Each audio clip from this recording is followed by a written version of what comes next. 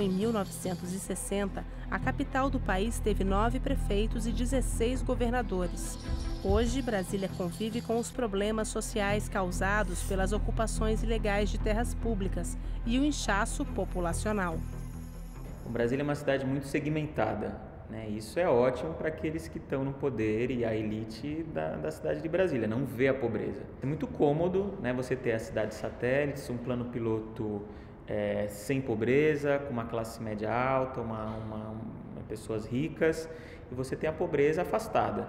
Eu vejo Brasília, né, que surgiu de um potencial democrático, uma nova cidade, acabou se transformando num dos principais exemplos de exclusão territorial e de uma sociedade segmentada. É um fenômeno casual, isso é algo que tem um ideário por trás e que o Brasil é internacionalmente conhecido como o país das grandes desigualdades. Então, em Brasília isso acontece de uma maneira estereotipada, porque aqui nós temos a cidade da riqueza, né, concentrada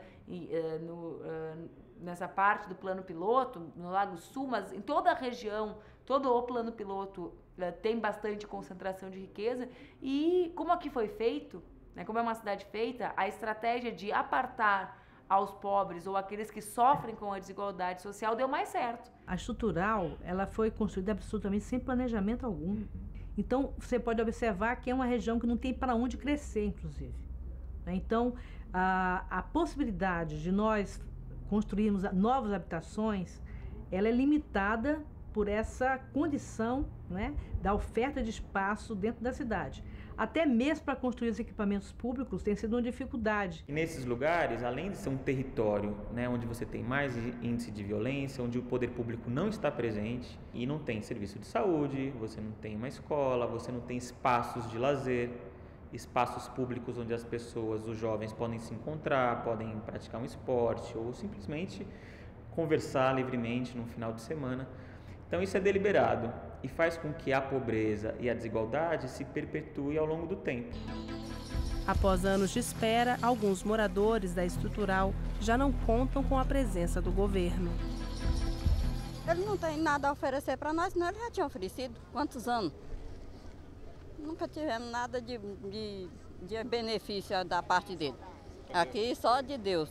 Não fizeram nada para nós aqui, o governo, ó. Não fez nada para nós aqui. Estamos na lama. Fazer com que os direitos humanos sejam assegurados a todas as pessoas, fazer com que a cidade seja mais justa e mais igualitária, é um desafio extraordinário. Cabe ao Estado compreender que, sim, nós precisamos tratar desigualmente aqueles que são desiguais. Portanto, nós precisamos investir os nossos recursos em políticas que garantam dignidade para esses brasileiros que vivem nesses espaços que são o próprio espaço, é o espaço da violação dos direitos humanos. Como o poder público e a sociedade estão enfrentando a pobreza extrema? Até onde vai a capacidade de ação nas diferentes esferas de governo? E qual é o papel da sociedade, de cada um de nós? Não é a intenção do governo, e o Estado precisa enfrentar isso também, trazer as entidades para dizerem o que o governo quer. É importante um processo de parceria mesmo, de trabalho conjunto. A estrutural e todas as demais comunidades do Brasil que ainda estão na expectativa de direitos, precisam sair deste patamar das expectativas para conseguir estabelecer uma vivência de direitos, onde o Estado faça o seu papel, mas a comunidade diga, é um direito meu. Em todo o Brasil, o número de pessoas em pobreza extrema está diminuindo com o Bolsa Família, um dos maiores programas de transferência de renda do mundo, que beneficia mais de 11 milhões de famílias.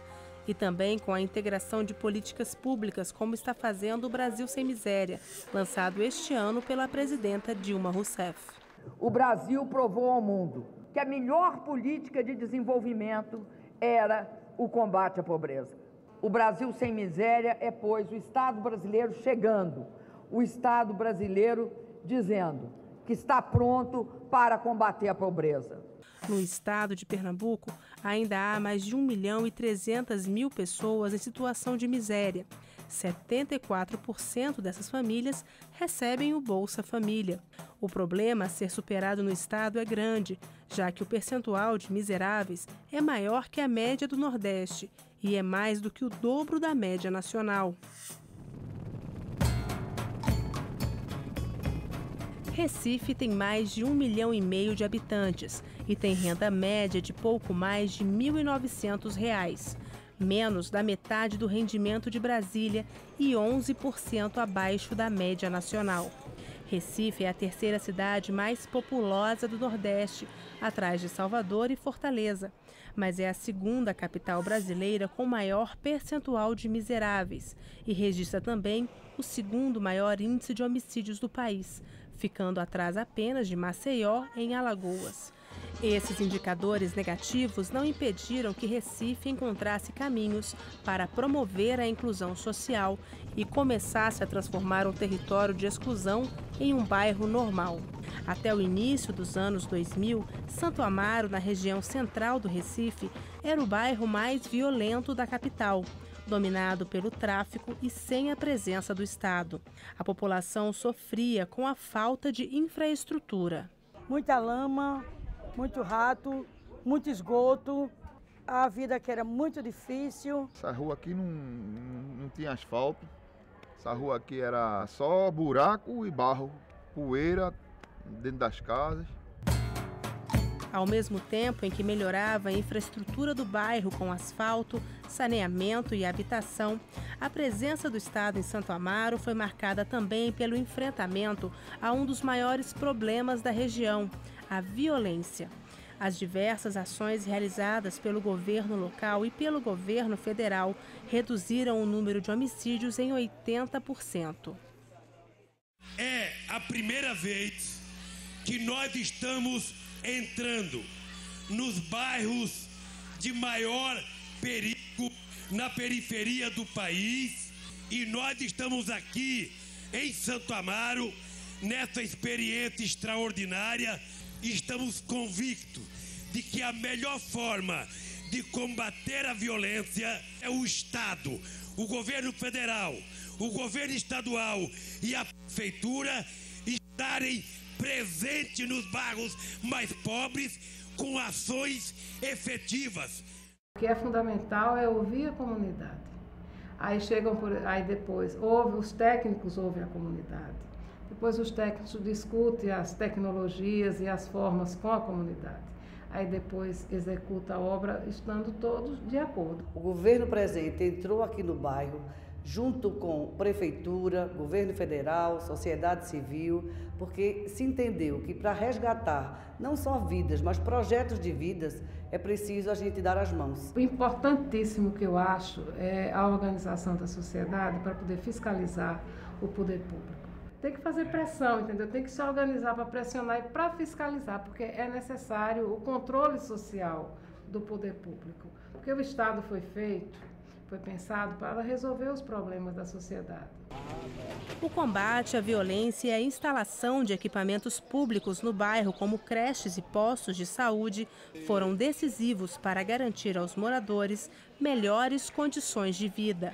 Para manter os jovens fora da criminalidade e ampliar oportunidades para eles, o governo do estado criou o Centro da Juventude de Santo Amaro. Localizado em um ponto estratégico